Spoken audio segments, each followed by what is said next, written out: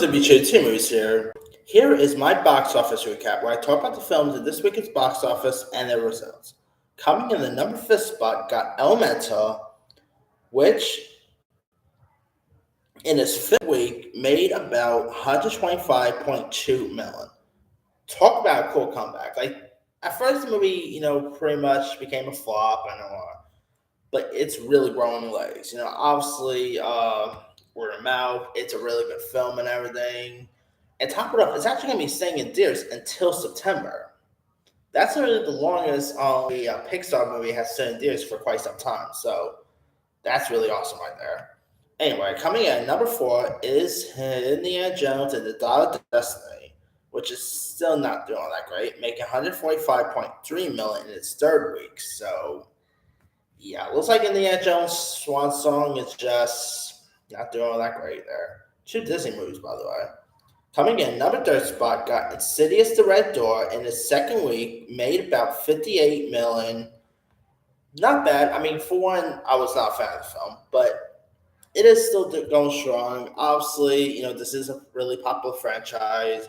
It, they made this movie out of bus fare, so it's still pretty decent there.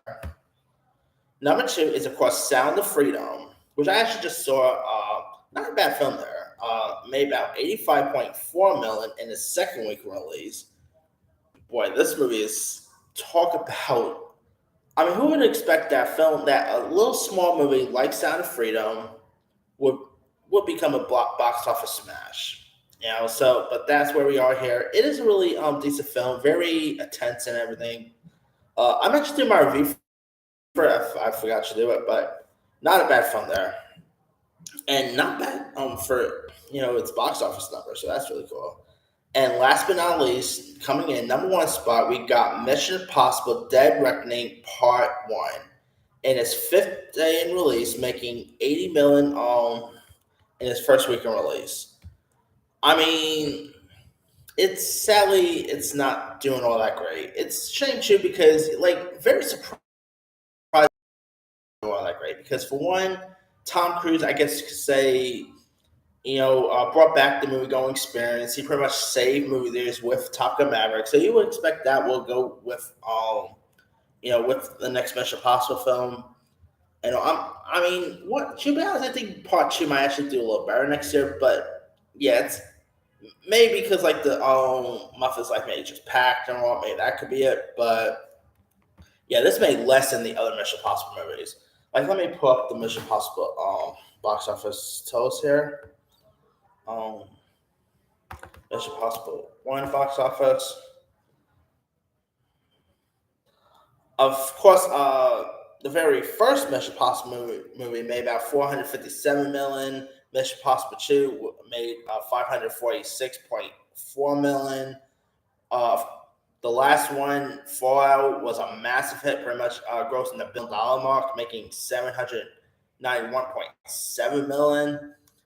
I don't know, maybe because it's been a while since the last Mission Impossible movie, maybe that could be it. But to be honest, I feel like the movie's gonna grow legs. People are loving it. It's doing great with critic wise and everything. So yeah, it's gonna be seeing what type of legs it has next time week because of course it has Oppenheimer and Barbie, which this week is gonna be the big Barbenheimer people. So yeah. Anyway, now other films in this weekend's box office list. Number six, Spider-Man Across the Spider-Verse, making 368.7 million in its seventh week release, going strong right there. Coming in number seven, Transformers: Rise of the Beasts, in the sixth week, making 152.7 million, still going strong there. No Hard Feelings coming in at number eight, making 46.5 million in this fourth week of release. Let's see that film going strong. Coming in at number nine, we got Joyride, making 10.6 million. Guys, if you guys have not watched Joyride, do yourself a favor, see Joyride. It is one of the funniest comedies in recent years. And maybe one of my favorite movies of the year so far, too. So definitely go watch Joyride if you guys haven't seen it. And coming in at number 10 spot is, of course, The Little Mermaid, which is doing really good here.